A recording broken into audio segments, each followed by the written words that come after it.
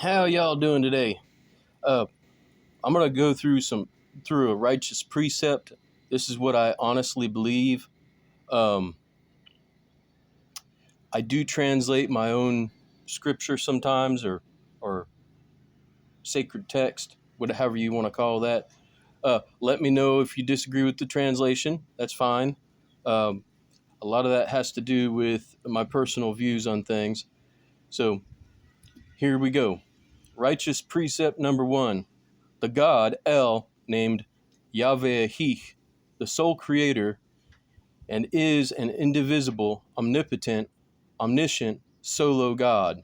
There is no other God, and there is no transmorphic or Trinitarian or Binitarian Godhead.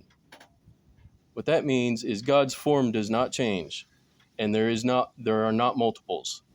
Okay. Now let's look in Exodus 3, verse 14.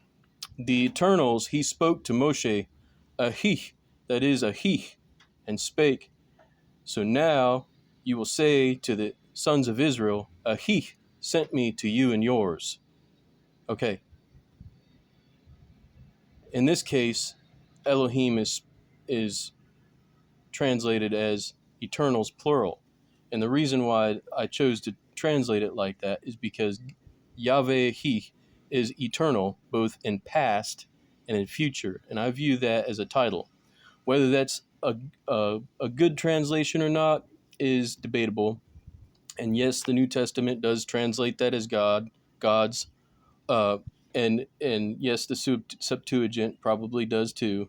I haven't really checked into that, but being what it is, that's how I chose to translate it. All right. Deuteronomy 6:4. Hear and obey, Israel. Yahweh, our eternal Yahweh, is one. And in this passage, Elohim in the Hebrew is written in the singular. So I translated it as singular. Malachi 2:10. Was not the Father one to all of us? Was not one God our Creator? Why do we deceive men in his brotherhood, defiling the covenant of our Father? Okay, so that's kind of a thing, like it says one God, one Father. Now, technically, because of the rhetorical questioning, maybe you could say, well, this guy's asking a question and he doesn't really know what's going on, speaking of the prophet Malachi. But that's not really a reasonable way to think about it. And, though I have encountered folks in debate that think that way, or at least write that way, that's not a very honest way of interpreting that. Okay, let's turn over to Mark 12, verse 29. As a continuation, Jesus, he answered him, since the creation, all commands were to be heard and obeyed. Israel's ruler is God. Our master is one. That's fairly clear.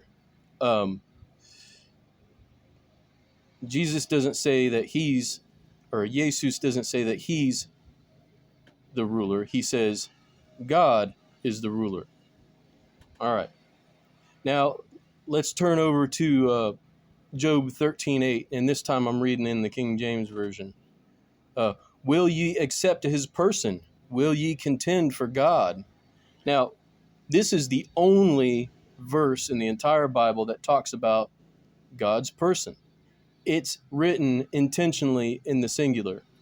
The Hebrew word for person there is the same Hebrew word for face, panim, okay? But in this case, the word was written specifically singular instead of the ordinary plural.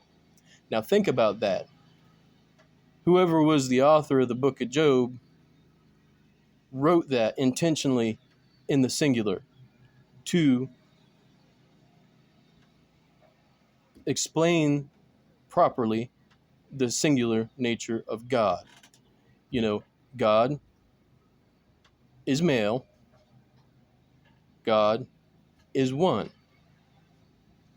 Let's keep that very simple. There's no getting around that. The Bible verses that I used are very clear in both English and in Greek, um, and in Hebrew. So take that with a grain of salt. Look into it. See what you think. You know, maybe you'll decide that you like the Unitarian beliefs instead of what you were taught in church. All right. Have a good one.